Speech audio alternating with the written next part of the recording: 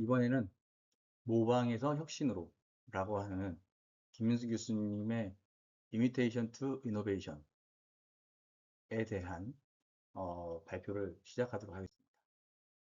이 책이고요. 논문입니다. 네. 김민수 교수님은 고려대학교 경영대학 교수님이셨고 그 전에 인디애나에서 박사를 하셨습니다. 글로벌리 되게 석학으로 유명하신 분이십니다. 해당 논문에 나온 이야기들을 제가 짧게 읽어보겠습니다. 원래 우리나라는 이런 나라였었어요. 1962년에 농업 기반의 아주 오래된 어, 개발도상국이라고 부르기도 힘든 수단보다 더 못하는 나라라고 하니까요. 이런 나라가 1994년에 이렇게 좋은 나라가 된 거예요.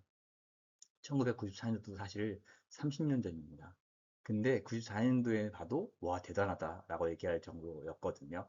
왜 이렇게 됐을까? 어떤 이유로 이렇게 될 수 있었을까에 대한 이야기를 쓴 논문입니다.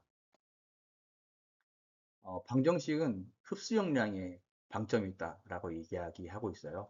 그래서 교육을 통해 축적된 기본 지식과 경험을 쌓고 또 노력으로 겁나 열심히 밤새고 라면 먹고 그렇게 노력을 해서 실질적으로 통할 만한 기술 학습 수준을 이루어냈고 혁신을 만들어냈다라고 말하고 있습니다. 그 변수 하나는 암묵지를 창출한 교육의 힘입니다. 겁나게 교육을 시켰죠. 전 국민이 다 문맹 탈출 이렇게 돼 있었고 그때 막 과외도 엄청 시키고 또 온 정부에서 다 교육을 시키도록 했어요. 이례적이죠. 다른 나라들은 그렇게 하기 힘들었을 텐데 우리나라는 이례적으로 교육에 엄청 방점을 시켰습니다. 물론 그러다 보니 이제 너무 빨리빨리 교육에 익숙해졌고 외워라 이런 식의 교육이 이루어졌기 때문에 지금은 그런 교육이 말이 안 돼라고 얘기하지만 이 당시에만 해도 혁신적이었다라고 말하고 있습니다. 두 번째는 노력의 강도를 증폭시킨 문화적 돌연변이. 너무 특이한 일이었던 거죠. 우리나라는 사실 유교의 나라이거든요. 공자의 나라. 예. 그런데, 어, 조금 뭐라고 하죠? 양반 문화, 이런 것들에 익숙한 나라였는데, 신유교 윤리가 들어오고, 또, 어, 상황이 막 변한 거죠. 뭐, 4.19도 있고, 5.18도 있고, 뭐, 다양한 이벤트들을 겹치면서, 이제 우리나라가 변화해야 하는 그런 이유들을 찾게 됩니다. 그래서 실용에 대한 눈을 많이 띄게 되고, 그 상황에서 뭐, 뭐, 바른 모양이든 바르지 않은 모양이든 뭐 다양한 모양의 부를 축적하기 시작했고 또 기업을 마치 가족처럼 생각하는 인식이 생기기도 했고요. 자원은 없죠. 하지만 우리나라는 죽어도 일본을 이겨야 된다. 뭐 이런 생각들을 했어요. 지금도 하지만. 네. 그리고 군대라는 문화가 여전히 있잖아요. 이게 이제 전 세계적으로 별로 없는데 이런 게 우리나라는 무조건 군대를 가서 상하복종을 하게 만들어서 어쩌다 보니 예절을 배우죠. 군대 가면 그래도 사람 돼서 돌아와. 이런 이야기들을 했었더랍니다. 세 번째는 거시적 환경 차원에서 봤을 때에 정부가 잘 가이드를 했다는 거예요. 수출 목표를 엄청 세게 내려서 기업들로 하여금 따라오게 만들었었고 그것들을 같이 경쟁할 수 있도록 장을 열어주기도 했었고 그러다 보니까 이제 노동은 사실 좀 무시당한 게 있었죠. 뭐 지금 돌아보면 너무했던 거 아니냐라고 했던 부분들이 있습니다. 하지만 뭐 어찌됐든 반대 차원으로는 그런 부분들을 노조 이런 부분들을 안 받아들이려고 했던 것들이 어떤 약간 기계적이고 뭐라고 할까요? 어, 지금 보면 인권적이지 못한 그런 모양들이 그 당시에는 어찌됐든 이루어졌고 그로 인해서 뭐 어찌됐든 기여했던 것은 사실인 것 같습니다. 그리고 그런 기업들에게 말을 잘 듣는 기업들에게 혜택을 막 줬죠. 대기업들이 열심히 줍줍 했고 그런 상황에서 재벌이 계속 육성이 되고 있었답니다. 재벌이 만들어지면 다시 정치로 들어가고 정치는 또 기업을 도와주고 이제 이런 형상이 만들어진 거죠. 결정적인 촉매제는 위기조성이라고 말을 합니다. 불가능한 목표를 설정해 놓고 생존을 할 수 있니 없니 이제 부딪히게 해놓고 이겨내면 또 이제 기술이 내재화되고 그로 인해서 목표가 달성이 되고 또 다시 더 높은 목표를 세우고 그 당시에 기업뿐만 아니라 사람들한테도 그랬던 것 같아요. 그래서 엄청 악랄하게 그렇게 해야 성장할 수 있다고 믿었고 실질적으로 그런 영향을 만들어냈다고 생각하기도 하고요.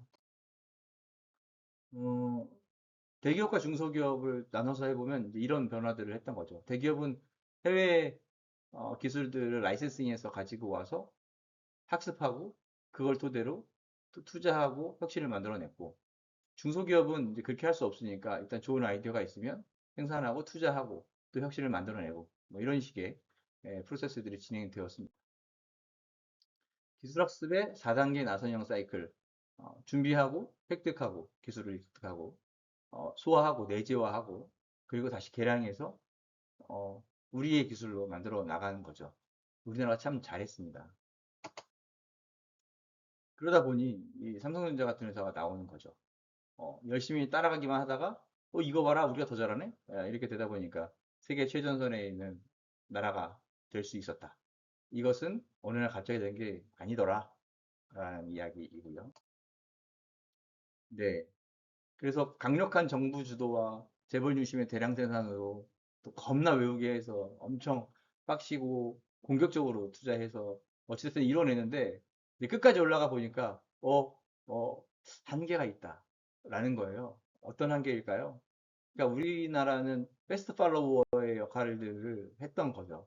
그런데 이제 사실 소위 선진국들은 퍼스트 무버의 역할들을 했거든요.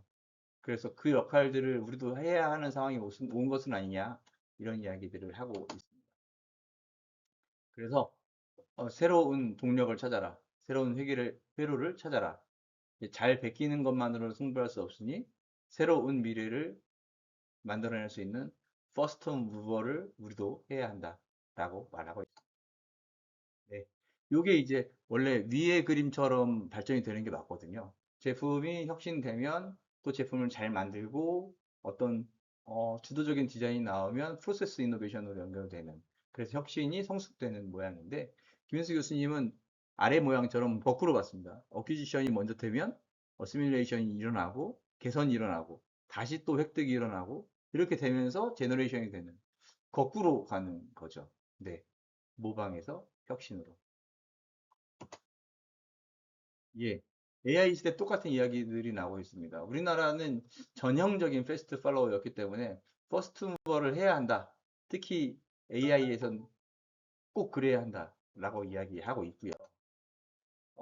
그런 점에서 해외에 있는 개발도상국, 비엔남을 포함해서 다양한 나라들이 우리나라를 따라하려고 되게 노력하고 있습니다. 아까 앞에서 말씀드렸던 것처럼 이게 간단하게 어떤 방정식의 변수들을 정의해서 나올 수 있는 이야기들이 아니어서 어렵죠. 아무튼 이 나라들이 우리나라에 와서 그래서 그 똑똑하다고 하는 친구들을 우리나라 대학에 보내서 공부를 시키기도 합니다. 저도 박사과정 할 때 학교에서 여러 친구들을 만났었고요. 어, 여기 보시는 것처럼 이제 베트남 친구들도 있었습니다. 여기 자동차가 페스트빈, 빈페스트, 예, 빈페스트라는 자동차이고요. 어, 어떤 차랑 비슷합니까? 상상이 되셨을까 모르겠는데, 예, BMW입니다. BMW가 같이 생산을 하게 되었고요. 같이 참여해서 기술 개발을 했고, 사실상 라이센싱을 한 거고요. 그래서 여기 알 써 있는 것처럼 BMW 5 시리즈랑 X5 시리즈를 갖다가 여기 써 있죠. Previous Generation. 이제 BMW 입장에서는 과거 기술을 어, 선진국이 아닌 나라들에 공급해서 돈을 더 벌어보겠다라고 하는 의지인 거고, 비엔남 입장에서는 선진 기술을 갖다가 1등 해봐야겠다 하는 그런 입장의 전략이라고 할 수 있겠습니다.